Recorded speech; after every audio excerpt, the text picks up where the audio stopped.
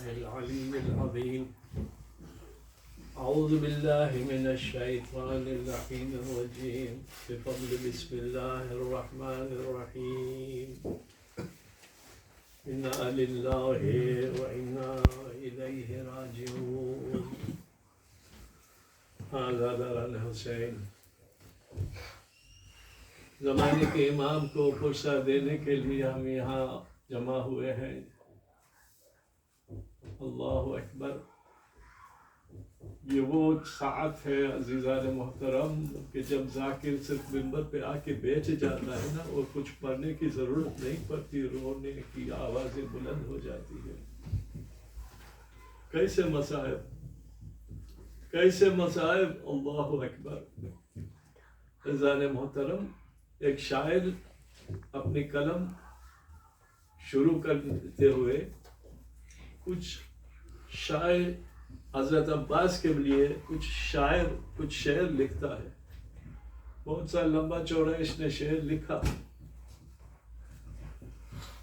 پھر لکھنے کے بعد جیسے ہمارے یہاں ہوتا ہے نا کہ ہم کچھ لکھتے ہیں، پھر بعد میں کچھ یاد آتا ہے لکھ دیتے ہیں، تو بعد میں پھر ہم پڑھتے ہیں اس کو ٹھیک لکھا ہے کہ نہیں.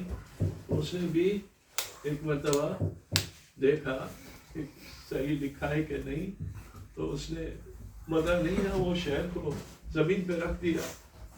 یہ میں نے کیا لکھ دیا، یہ میں نے کیا غضب کر دیا.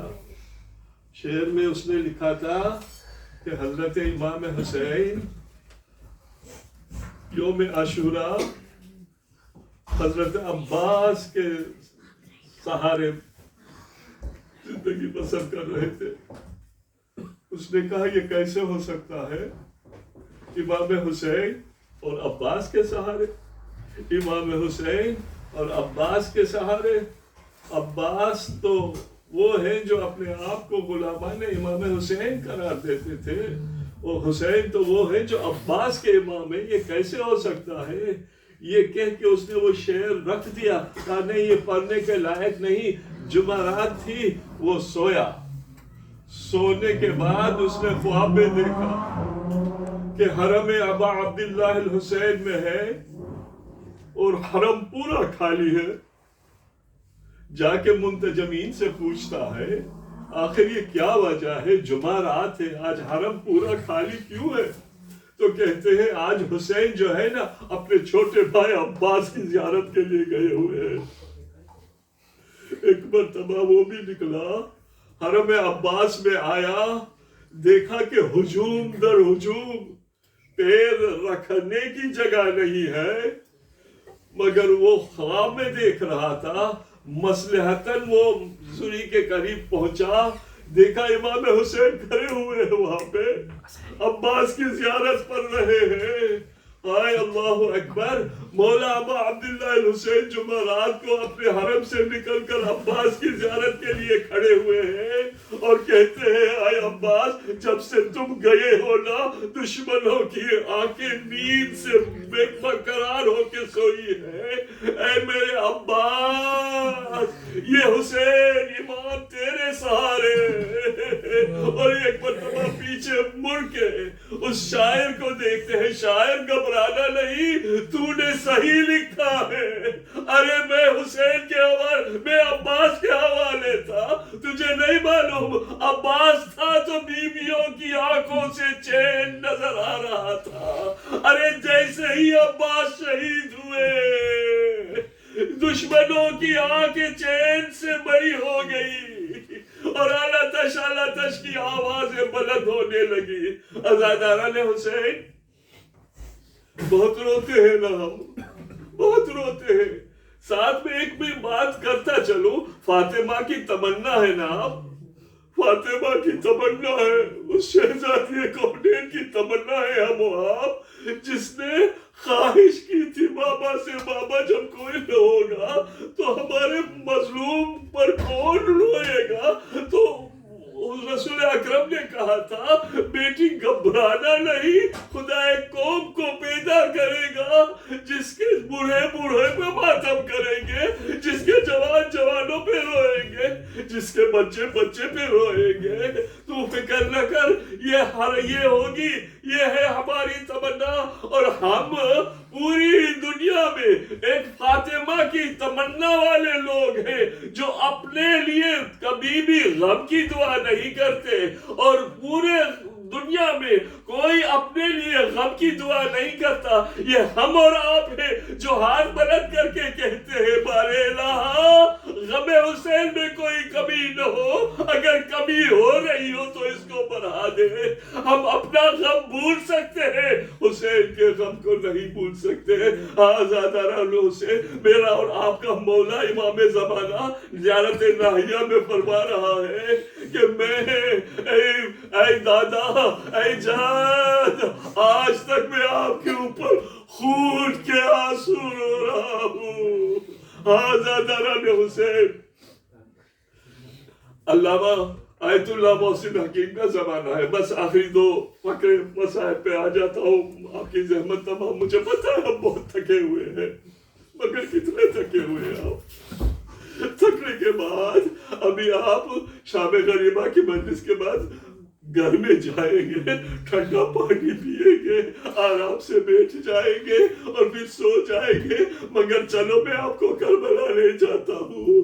شہادت حسین کے بعد آج اہل حرم جلتی ہوئی ریت پر بیٹھے ہوئے ہیں، خیمے جل چکے ہیں، اللہ اکبر، بیویاں خاک پہ بیٹھی ہوئی ہے، چادریں چھن چکی ہے۔ عزیزان محترم، میں کیسے کہوں، کس حال سے زبان غم آپ کو بیان کروں، مگر چلو آیت اللہ محسن حکیم کا زمانہ ہے، کچھ لوگ آئے ہوئے ہیں آپ کے حاضر میں، اور وہ کہتے ہیں، ایک عرب تھا جو مدینے سے چلا آ رہا تھا، سوال کرتا ہے، شیخ آقا ہمیں یہ بتا دیجئے کہ ہمارے یہاں ایک حدیث پڑھی جاتی ہے کہ 40 سال تک میرا مولا چوتھا ماہ خون کے آنسو روتا رہا اپنے بابا کے اوپر، کیا یہ ہو سکتا ہے؟ کیا یہ ہو سکتا ہے؟ ایک مرتبہ آیت اللہ محسن حکیم نے کوئی جواب نہیں دیا، کوئی مرشا خان بیٹھا ہوا تھا نیچے، اس سے کہا کہ تو مرشا شروع کر دے، اور آپ نے اپنی جیب سے رومال نکالا، مرشا شروع ہو گیا، غم کا بیان ہونے لگا، آپ نے رومال ڈھانک کے خوب روتے رہے، جب مرثیہ ختم ہوا، آنکھوں سے جب رومال ہٹایا تو رومال خون سے بھرا تھا۔ ارے میں کچھ بھی نہیں ہوں، کہا کجا سید سجاد اور کجا میں، میری آنکھوں میں جب خون کے آنسو آ سکتے ہیں، سید سجاد وہ ہے جس نے بیویوں کی سروں سے چادریں چھنتی ہوئی دیکھی ہے۔ آزادارو، بس آخری فقرہ، بس آیت تمام، ہم اور آپ کو بھی یاد کیا ہے، بہت یاد کیا ہے مولا نے، ایسی حالت میں ہم غلاموں کو مولا نے یاد کیا ہے۔ کب یاد کیا ہے پتہ ہے؟ جب علی اصغر کے گلے میں تیر لگا اور آپ کے بازو میں بھی وہ تیر پیوست ہو گیا، ایک مرتبہ ہمیں یاد کیا، کہا کاش تم ہوتے تو دیکھتے کہ کس طرح سے میں اپنے ششما کے لیے پانی مانگ رہا تھا۔ میں کہوں گا مولا عباس کے شانے کٹے، آپ نے ہمیں یاد نہیں کیا، آپ کے بیٹے علی اکبر کی سینے میں برچھی لگی، آپ نے ہمیں یاد نہیں کیا، قاسم کا لاشا پامال ہوا، آپ نے ہمیں یاد نہیں کیا، اولو محمد شہید ہوئے، آپ نے ہمیں یاد نہیں کیا۔ آخر کیا مقصد تھا ششما کی شہادت پر؟ آپ نے ہم غلاموں کو یاد کیا، شاید آواز آئے، اے مومن، میرے اصغر کے گلے میں تیر پیوست ہو گیا تھا، جو میری بازو میں پیوست ہو گیا تھا، میں چاہتا تھا کہ آپ وہاں پہ ہوتے تو اصغر کا سینہ پکڑ کے تھامتے اور میں اس کے گلے سے تیر نکالتا۔ ہائے اصغر، شہادت کے بعد حسین آئے ہیں، رباب کو دیا ہے بچے کا لاشا، کہا رباب چلو میرے ساتھ، خیام حسینی کے پیچھے چلے، ذوالفقار سے قبر کھودی اور چھوٹے سے بچے کو سپرد خاک کیا. پانی تو نہیں تھا، آنسوؤں سے قبر کو تنگ کیا اور مولا دامن جان کے کھڑے ہو گئے. اللہ اکبر. میں کہوں گا مولا آپ نے بہت ٹھیک کیا، بچے کو چھپا دیا، مگر ہائے شہادت حسینی کے بعد سر قلم کر کے نیزوں پر بلند کیا جا رہا تھا. ایک مرتبہ شمر ملعون نے دیکھا کہ چھوٹا سا سر غائب ہے، چھوٹا سا سر نہیں ہے. حکم ہوا بڑے بڑے نیزے لے کر زمین کربلا میں کھپاتے ہوئے چلے، اور ایک جگہ پر نرم زمین تھی، جیسے ہی نیزے کو بڑھایا علی اصغر کا جسم نازنین باہر نکل آیا. ارے یہ کیسے دشمن تھے، چھوٹے سے اصغر کا گلا کاٹا، نیزے پر بلند کیا. رباب نے دیکھا، کہا ارے تو چھپ گیا تھا کہ ایک بار پھر نظر آیا.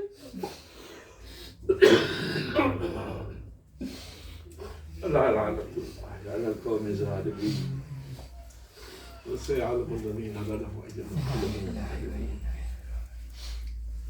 انا للہ و انا الیہ راجعون. بار اللہ اس چھوٹی سی عزاداری کو اپنی بارگاہ میں مقبولیت کی سند عطا کر. بانی مجلس کے تمام مرحومین، بالخصوص مرتضی بھائی مرحوم کہ سارا ثواب مجلس کا اس کو عطا ہو، ان کے صغیرہ کبیرہ گناہ بخش دے کے جنت میں اعلیٰ درجہ عنایت فرما. اور جتنے بھی ہمارے مرحومین ہو چکے ہیں، بار اللہ کل ہمیں جانا ہے. یہ حسین کی عزاداری ہے یا مرجعیت ہے جو ہمیں کام آئے گی. بس اس کو ساتھ میں لے کے ہم دنیا سے اٹھیں، اور کوئی تمنا نہیں. دنیا سے اٹھے تو با ایمان اٹھے. ایسی دعا کریں، یہ مال ملکت یہ دولت سب یہاں چھوڑ کے چلے جانا ہے. بارے ہمارے ایمان کو سلامت رکھ. بہت بازک اور نازک دور سے ہم گزر رہے ہیں، جہاں یلغار مچا ہوا ہے، چاروں طرف سے خون کی ریزیاں ہو رہی ہیں، خون ریزیاں ہو رہی ہیں. بارے ایسے عالم میں ہمیں اور کچھ نہیں چاہیے، ہمیں صرف ایمان کی سلامتی چاہیے. اور جب دنیا سے اٹھے تو عزادار بن کے اٹھے.